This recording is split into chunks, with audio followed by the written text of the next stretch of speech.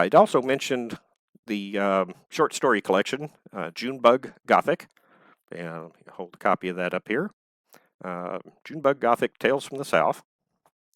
And with that, I'd like to read just a brief, it's about a page and a half from one of the short stories. It's from the title track. The short story is titled Junebug.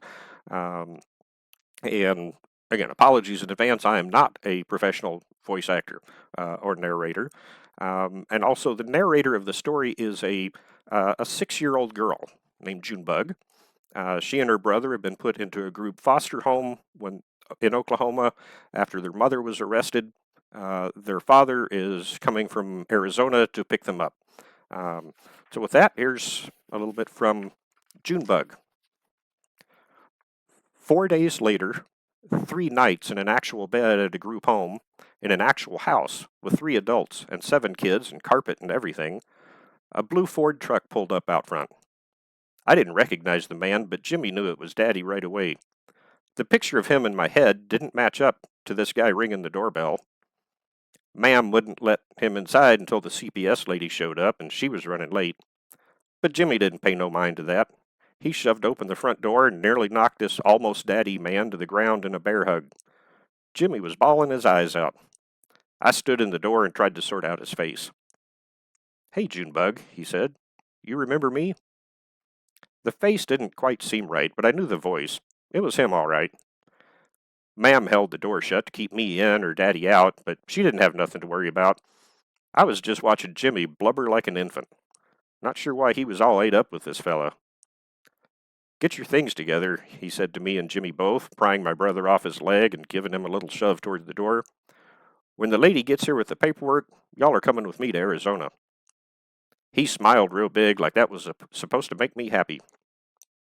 Ma'am let Jimmy back in, keeping Daddy on the porch in the sun, and we went to our bedrooms to gather our stuff. For me, that amounted to a white plastic bag from Save & More that held my hairbrush, toothbrush, 1 change of clothes, 1 mismatched pair of pajamas, and Chicky, my stuffed duck. He didn't actually have any stuffing left, just an empty, duck-shaped sock. "Gonna take us a couple of days to get to your new home," Daddy said, cranking down the window of the blue pickup to let the blue cigarette smoke blow outside rather than in my face. "Long drive. I drove straight through for 18 hours to get here, but I can't do that again. We'll head south first. I have to get out of Oklahoma.